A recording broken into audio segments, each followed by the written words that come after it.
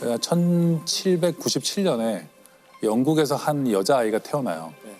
아버지는 이제 윌리엄 고드윈이라고 하는데 이 아버지는 누구냐면 논객이에요. 집은 가난한데 뭐 이렇게 굉장히 급진적인 사상들, 막 결혼제도, 노예제도 이 모든 거에 대해서 굉장히 급진적인 사상을 이렇게 전파하고 있어가지고 꽤 인기는 있는데 집에 돈은 없는.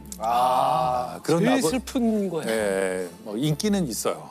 젊은이들이 특히 좋아하고 막 급진적이니까. 근데 그 나름 또 어머니도 굉장히 급진적인. 어머니가 그 당시에 18세기 말에 혼자 막 북극 가까이 여행하고 여성 운동가로서 이렇게 책도 많이 쓰고 저술가, 그러니까 아버지도 저술가, 엄마도 저술가. 둘이 굉장히 똑똑한 그 집안에서 여자아이가 하나 태어나는데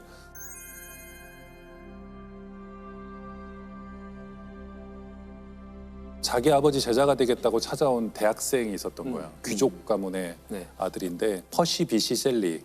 얘가 한 21살쯤 됐을 거야, 이 남자가.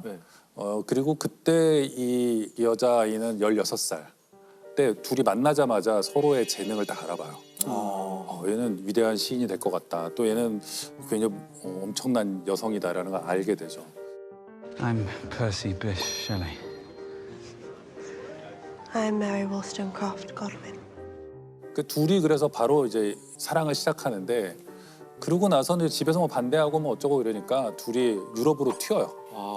뭔가 굉장히 전반적으로 급진적이네요. 네. 게다가 그 21살짜리 그 남자 그 귀족 집안의 아들은 유부남이었던 거예요. 아이고 사고네. 네. 그랬는데 이 유럽으로 가서 아이를 낳게 되거든요. 그때가 한 17살에 첫 아이를 낳지만 그 아이가 바로 죽어요. 그런 일을 겪으면서도 계속 이 그 남자와 연인과 유럽을 여행하다가 그 다음에 그러니까 18살쯤 됐을 때 당시의 스타 시인이었던 바이런과 바이런. 네.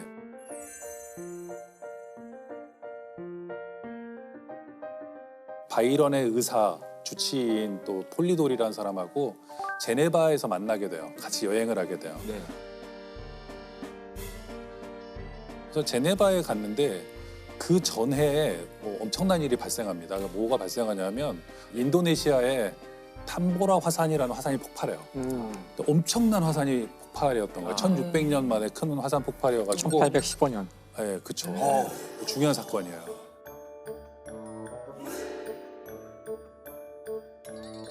기후 위기와 관련해 가지고도 많이 언급되는데 몇 년 전에 아이슬란드에 화산이 폭발해가지고 유럽에 비행기가 못 떴잖아요. 그런 것처럼 그거보다 훨씬 큰 규모였기 때문에 이게 그 다음 해쯤에 유럽을 덮어요. 그래서 유럽은 여름이 없던 해로 기록되고 계속 비만 내리고 여름인데 봄보다 더 추워요. 왜 차가웠죠? 화산재 때문에. 화산재가 지구를 덮어서요. 그게 지구를 덮을 정도였던 거예요? 그렇죠. 그 정도로 엄청난 폭발이었어요. 최고로 큰 화산 중에 하나예요. 기록에 남아있는. 이런 날씨가 계속될 때 제네바에 있었던 거예요. 이 메리 셸리와 퍼시 비시 셸리, 바이런 경이 어느 별장 같은 데 이제 모여가지고 너무 음산하잖아요. 막 춥고 막 너무 음산해가지고 뭐 할 것도 없다 그래가지고 유령 소설을 빌려다가 같이 이렇게 읽어요. 유령 얘기 같은 거 읽기 좋잖아요. 안 그래도 재밌죠? 음산한데. 그래도 음산한데 비만 맨날 오고 춥고 딱이네. 그래서 이게 유령 소설을 읽는데 바이런 경인가가 누가 제안을 해요. 우리도 유령 얘기를 하나씩 써보자. 그래가지고는 좋다고 이제 사람들이 쓰기 시작하는데 거기서 문학사의 중요한 두 개의 이야기가 시작돼요. 그 바이런의 주치 폴리돌이라는 사람도 20대 초반의 의사인데 이 사람이 최초로 흡혈귀 이야기를 써요. 뱀파이어.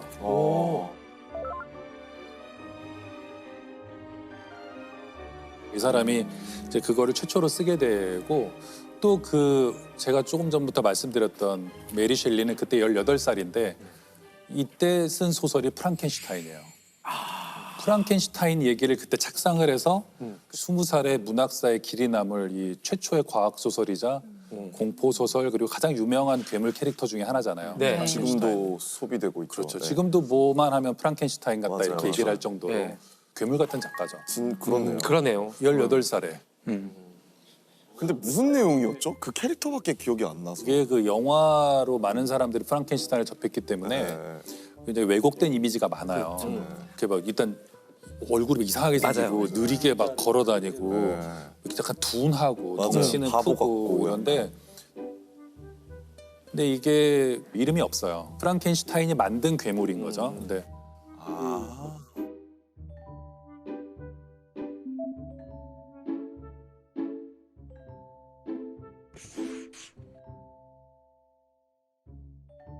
근데 원작을 읽어보시면 원작의 프랑켄슈타인이 굉장히 민첩해요. 아, 약간 요즘은 슈퍼히어로 같은 느낌이에요. 동해번쩍 서해번쩍하고 예, 그냥 날아다닌다고 느낌이 들 정도로 그냥 빠르고 막 이래요.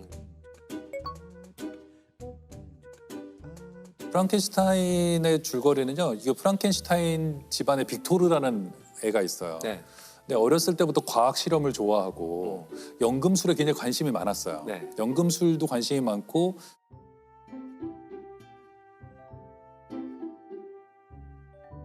그러다가 얘가 대학을 갑니다. 뭐 잉골슈타트라는 대학에 가서 네.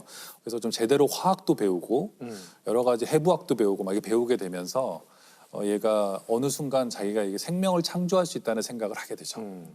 그래서 아무한테도 얘기하지 않고 몰래 이렇게 시체 해부소 같은 데서 이렇게 묘지 같은 데서 가지고 와서 만들게 되고 몇 년의 각고의 노력 끝에 살아 움직이는 어떤 생명체를 만들게 되죠.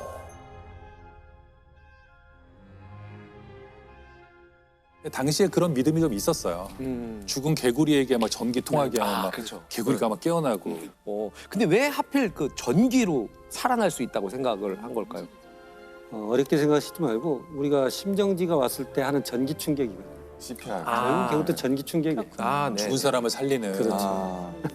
그러니까 저는 이 소설을 저는 읽었거든요. 네. 아주 옛날에 읽었는데 저는 과학자니까 이 소설이 쓰여질 때쯤 과연 이 메리 셸리는 어느 정도의 과학적 지식을 알고 썼을까 이게 저는 그런 관점으로. 궁금하더라고요. 그게. 네. 그러니까 그 당시 실험이 갈반이라는 사람이 그 개구리 다리에다가 이렇게 전기를 그렇죠. 맞아. 가하죠. 이렇게. 다리가 막 흔들리는. 그래서 이제 그 당시 사람들은 전기가 생명의 어떤 기운과 관련이 있다는 걸 알기 시작했고 네.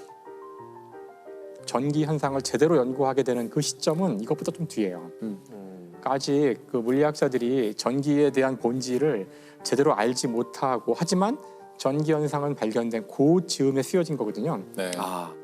그 아버지를 따라다니던 사람들 중에 과학자도 있다고 하셨으니까 그런 얘기를 아마 식탁 밑에서 듣지 않았을까? 근데 그때 과학은 쇼를 많이 했다고 하더라고요. 지금 과학쇼. 우리는 과학쇼를 보러 가는 사람이 많지 않지만 네. 그런 게 있는지도 모르겠지만 그때는 그 사실 과학이 여전히 낭만주의 제가 과학이라고 그랬잖아요. 그러니까 전기 현상 같은 거로 이렇게 사람들한테 티켓 받아가지고 뭔가 전기를 와장창 가하면서 번개도 치고 손잡으라 그런 다음에 전기 가하면 충격받고 네. 이런 게 당시에는 그 위험하지 굉장한 않나요? 볼거리여서 그렇지. 신기하지. 박람회 만들고 할 때. 그렇죠. 그러니까 연극 보러 가듯이 박람회를 과학쇼 했어요. 같은 것들을 보러 가고 그런 것들을 재밌게 보면서 즐겼던 시대였다고 알고 있거든요. 그러니까 네. 분명히 메리 셸리도 그럼요. 그 모든 지식을 책으로 다 얻기는 쉽지 않았을 거고 네. 그런 이미지들을 그런 쇼에서 다 얻었을 것 같아요. 네, 맞아. 음. 하여튼 그런데 이 만들어 놓고는 너무 무섭다고 생각해요. 네. 그 끔찍하다고 생각해서 버려요. 아 이- 그대로 버려요? 네, 프랑켄슈타인이 그러면 안 되잖아요. 도망가요. 네, 도망가는 버려요. 그랬어요. 버리고 처음에 이 프랑켄슈타인 소설이 시작할 때 밀턴의 신라권에서 제사가 나와요. 이 제사라는 거 우리가 소설 같은 걸 볼 때 맨 앞에 쓰여져 있는 인용문 같은 걸 얘기하는 거거든요. 이게 굉장히 의미심장한데 읽어보시면 조물주여 제가 점토로 빚어서 저를 만들어 달라고 언제 말한 적이냐. 아. 왜 나를 이 고통뿐인 세상에 태어나게 했느냐. 아, 요즘 유행하는 정서인 것 같은데요. 그래요? 네. 맞아요. 이렇게 예. 그러니까 내가 언제 나달라고 내가 했어? 언제 나와달라 이러면서. 했어? 이게. 부모의 마음이 막 찢어지죠. 찢어지죠. 사실 낳아달라고 한 적 없는데. 나는 나와달라고 그랬던 것 같은데. 언제쯤 나가냐고. 그래서 프랑켄슈타인의 괴물이 따라다니면서 그래서 나를 왜 세상에 내놓고 너는 무책임하게 버렸느냐라고 얘기를 하기 때문에 그러면서 처음엔 실수였지만 나중에는 이제 프랑켄슈타인의 괴물이 따라다니면서 프랑켄슈타인 가족들을 죽이기 시작해요. 처음에는 그렇게 본격적으로 죽이지 않고 실수로 죽이는데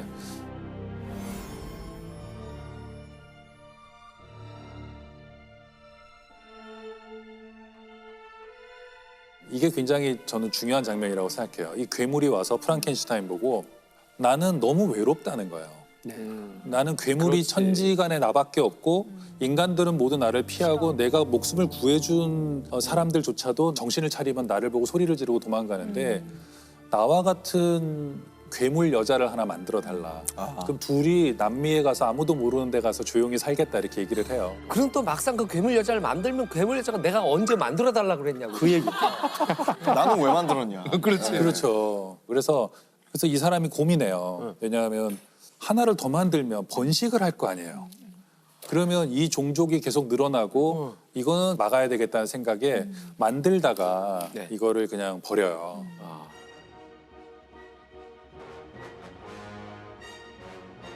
그러자 너무 화가 난 이 괴물이 정말 마지막 희망이었는데 그때부터는 원한에 사무쳐서 가족들 다 죽이고 특히 어떤 순간에 죽이냐면 어려서부터 집에서 같이 자란 엘리자베트라는 사촌과 결혼하는 결혼식 날 신부를 죽이고 그다음에 뭐 아버지를 죽이고 뭐 하여튼 다 죽이기 때문에 나중에 이 그 프랑켄슈타인은 이 괴물을 내가 내 손으로 죽이는 수밖에 없다고 해가지고 북극에서 막 추격전을 벌이다가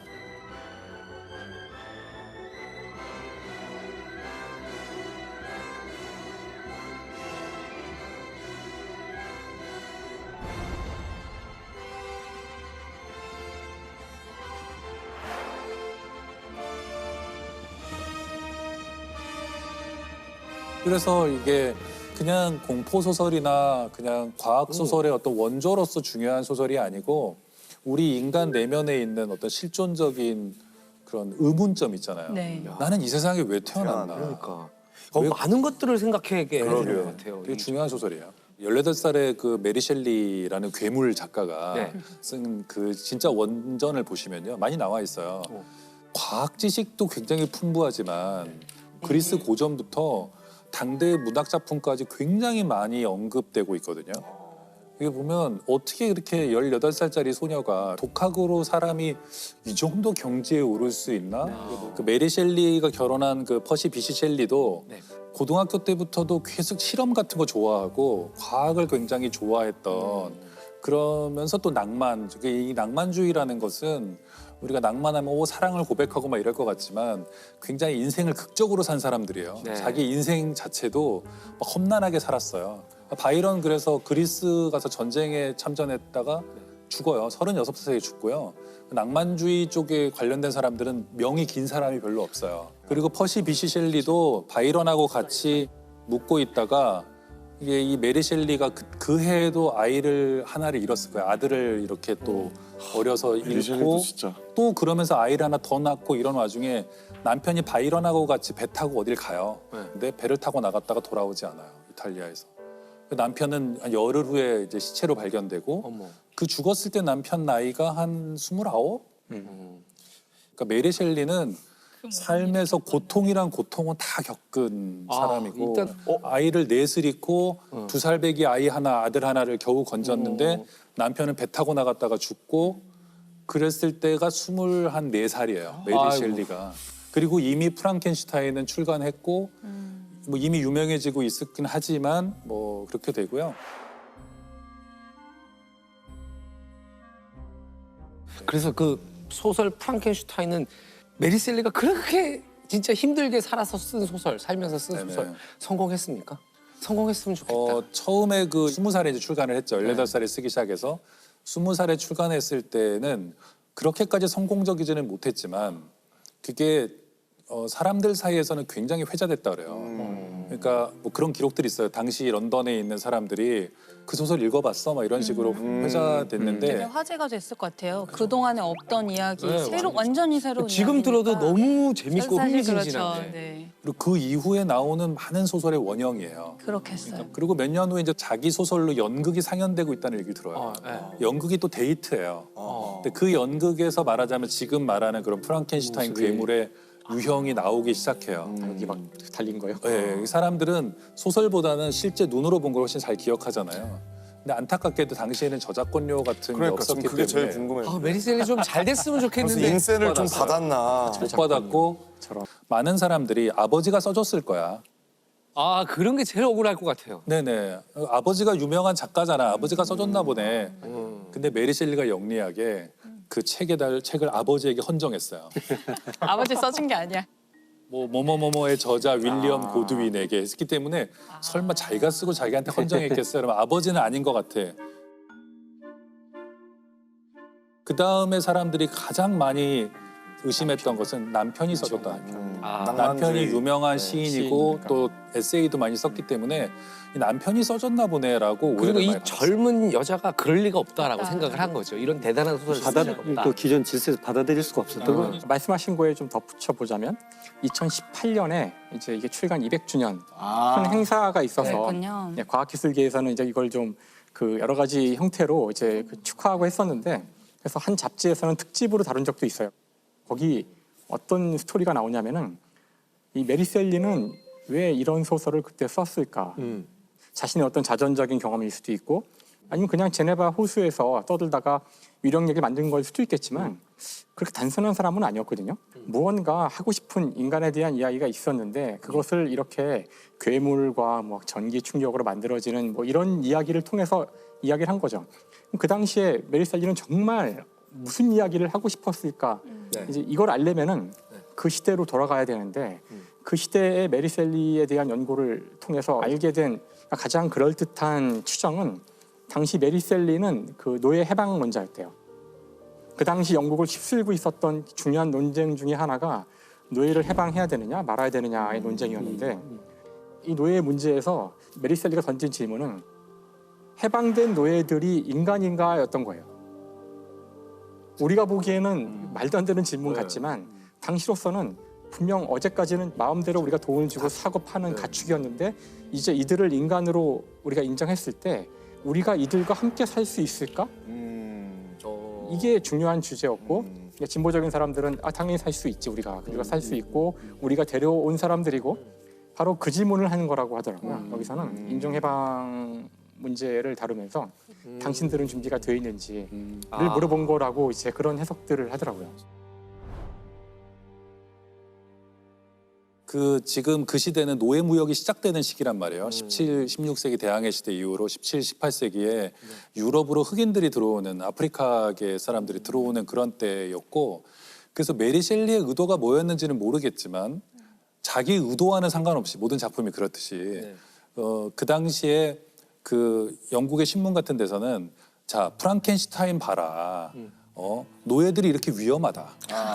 반대로. 거꾸로 이용당하는 거군요. 또 이용되서 저거 봐라 주인을 못 알아보고 공격하지 않느냐. 그러니까 풀어줬더니 풀어주면 안 된다. 풀어주면 저렇게 마음껏 돌아다니면서 그리고 미국에서의 인종차별 같은 것들을 이제 그 연구한 걸 봐도 흑인들의 그 시체적인 능력에 대한 과도한 공포. 그러니까 굉장히 흑인들은 몸이 크고 네. 운동을 잘하고 네. 힘이 세고 절제하지 못한다 이런 이제 편견들을 갖고 있었는데 그게 프랑켄슈타인의 괴물에도 그대로 적용된 거예요. 그렇네요. 몸이 덩치가 크고 힘이 세고. 위협적이고 이렇다고 본 거예요. 그래서 이게 메리 셸리가 어떤 의도를 갖고 있었는지 모르고 어쩌면 이제 노예 제도를 반대할 수도 있었겠지만 실제로는 반대로 이용되는 경우도 있었고. 그랬겠네.